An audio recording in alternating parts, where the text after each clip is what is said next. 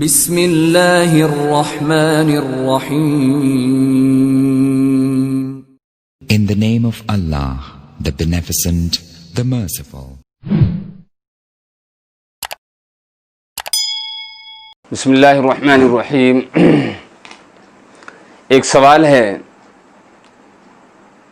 جو بہت اہم سوال بن چکا ہے. اکثر و بیشتر مساجد سے ہمارے علاقے کے اس سوال کو پوچھا گیا اور بہت ساری مسجدوں کے ذمہ داران نے فون کر کے، واٹس ایپ پہ میسج کر کے، یوٹیوب چینل پر کمنٹ کر کے بھی پوچھا ہے. لیکن اس سلسلے میں اپنی طرف سے کوئی ویڈیو وغیرہ بنانے یا کلپ جاری کرنے کا نہیں سوچا تھا، اور میں نہیں چاہتا ہے کہ میں اس بارے میں اپنی طرف سے کوئی یہ کروں، چونکہ بڑے بڑے علماء، بڑے بڑے اکابرین اس بارے میں خاموش ہیں. لیکن ہمارے علاقے کے لیے یہ مسئلہ بڑا سینسٹیو ہو گیا ہے.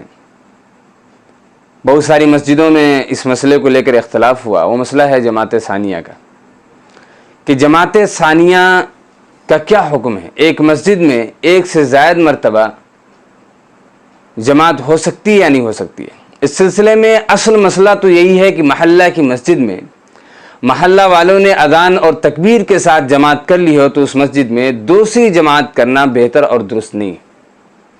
علماء کرام اور ماہرین فقہ و فتاوی نے اس کو مکروہ قرار دیا ہے، کیونکہ لوگ اگر اس کا معمول بنا لیں گے تو فتنہ کھڑے ہونے کا بہت قوی اندیشہ ہے. اس لیے اس سے اجتناب اور بچنا ضروری اور لازمی ہے.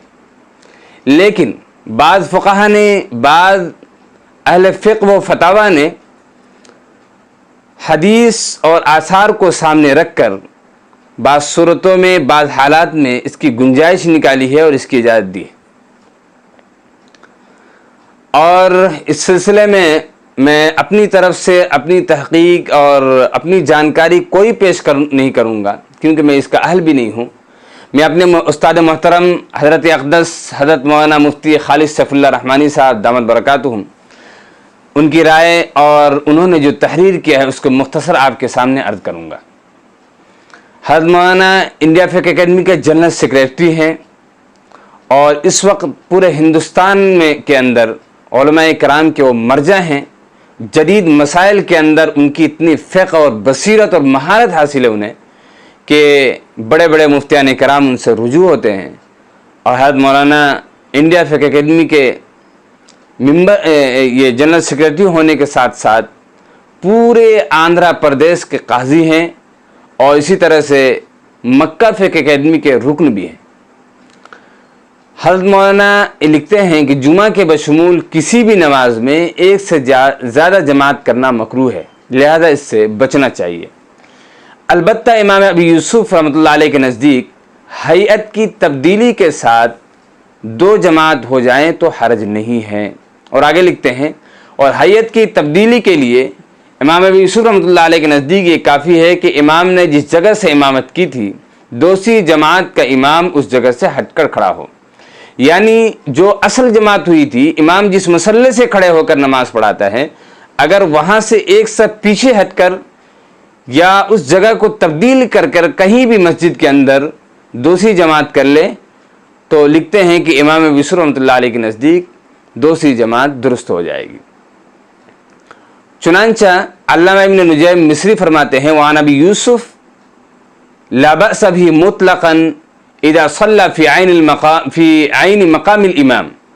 البحر الرائق جلد 2 صفحہ نمبر 805. یعنی امام ابو یوسف رحمۃ اللہ علیہ سے مروی ہے کہ تکرار جماعت میں حرج نہیں اگر پہلے امام کی جگہ سے ہٹ کر نماز پڑھائے. اور علامہ شامی لکھتے ہیں، وعن ابی یوسف انہ اذا لم تکن الجماعۃ بحیۃ الاولى لا تکرہ والا تکرہ وهو الصحیح وبالعدل عن المحراب تختلف الهیئۃ كذا في البزازیہ رد المحتار جلد 2 صفحہ نمبر 289. یعنی امام ابی یوسف رحمۃ اللہ علیہ سے منقول ہے کہ اگر دوسری جماعت پہلی جماعت کی حیت پر نہ ہو تو اس میں کراہت نہیں ہے، اور اگر پہلی جماعت کی حیت پر ہو تو مکروہ ہے. یہی درست قول ہے، اور محراب سے ہٹ جانے کی وجہ حیت بدل جاتی ہے. اس لیے اس مسئلے کو لے کر زیادہ اختلاف نہیں ہونی چاہیے اور اس مسئلے کو جھگڑے کا سبب بنانا نہیں چاہیے. لیکن افضل اور بہتر طریقہ تو یہی ہے کہ ایک سے زیادہ جماعت بنانے کی ہرگز کوشش نہ کی جائے، یعنی جماعت ثانیہ کی بالکل کوشش نہ کی جائے. موجودہ حالات میں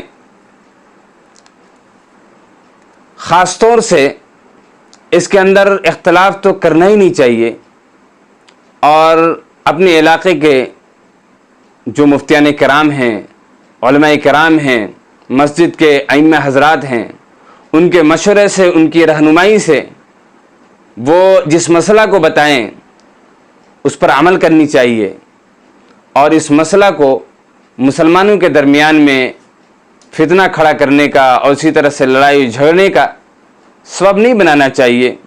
بہت افسوس کی بات ہے کہ باطل اپنے منصوبے میں اور پلاننگ میں جٹا ہوا ہے، اور ہم فقہی اختلافات میں، مسئلے کے اختلاف میں الجھے ہوئے ہیں اور اسی کو لڑائی اور جھگڑے کا سبب بنائے ہوئے ہیں. اس لیے جہاں جس مسجد کے اندر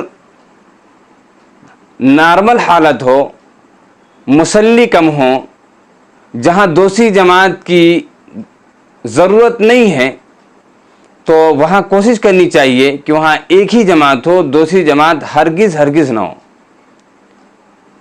لیکن جس مسجد کے اندر مصلی زیادہ ہوں اور 20 سے زائد لوگوں کی، جیسا کہ گورنمنٹ کا قانون ہے کہ جماعت میں شامل نہیں ہو سکتے ہیں، اور وہاں مصلی زیادہ ہوں، حالات کو، تقاضے کو سامنے رکھ کر اگر اس جزیے پر عمل کیا جائے تو اس کی پوری گنجائش ہے.